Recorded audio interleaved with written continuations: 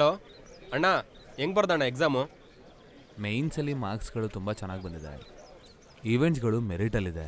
Okay okay, ಈ ಸರಿ SI job ಖಚಿತವಾಗ್ಲೂ ಬರುತ್ತೆ ಅಂತ ನನಗೆ ನಂಬಿಕೆ ಇದೆ. ಸೂಪರ್ ಅಣ್ಣ.